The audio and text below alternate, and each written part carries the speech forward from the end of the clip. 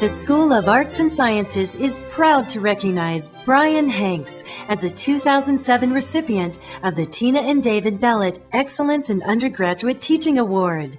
Since joining the Department of Anthropology in 2003, Professor Hanks has demonstrated a remarkable dedication to mentoring undergraduates. His students praise his ability to guide their academic scholarship and assist them in pursuing their intellectual dreams. Teaching at the undergraduate level is really sort of an amazing experience because students have so many different interests and they have lots of great questions that they're trying to find answers to. We have this whole of human history to work with, and we can ask really interesting questions about the origins of language and the origins of religion and so on. On one level, I'm concerned that they learn the information that I'm trying to get across to them about the past or a particular geographical region, but it's also important for them to develop those critical skills. Really, archaeology is moving in the direction of taking on multiple voices about the past. He wants the students to be involved. He will set up his classes purposefully so that you have a debate with him. You talk about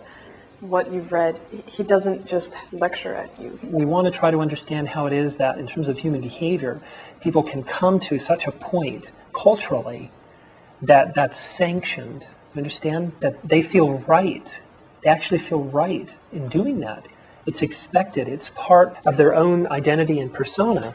I mean, the most effective warriors in tribal societies are those that just clearly feel this is what they should be doing. Yeah, well, the class that I'm teaching right now is the Archaeology of Warfare and Violence. And of course, part of the class is sort of tracing that through, the different historical periods.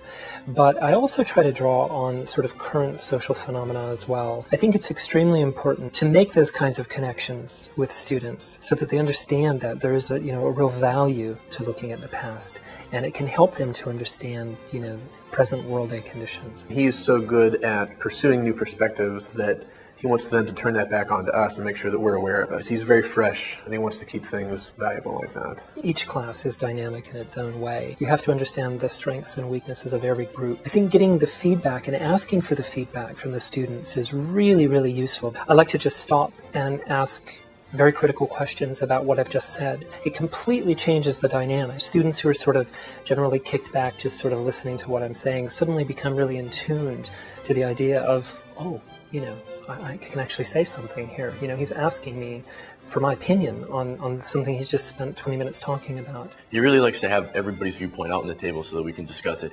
And he never tells anybody that their viewpoint is wrong or maybe you're thinking about it the wrong way. He's always finds some way to incorporate what they think into lectures. It's so easy to get caught up in the minutiae of being an academic, seeking funding and publishing results and working with colleagues abroad, but it's always when I come back to teach that I have to constantly, rethink a lot of the questions that really drive my interests about the past. Through teaching, I'm constantly learning as well, because I'm looking at other, material, other sources and so on, to rethink, how should I present this material in a new way, in a fresh way.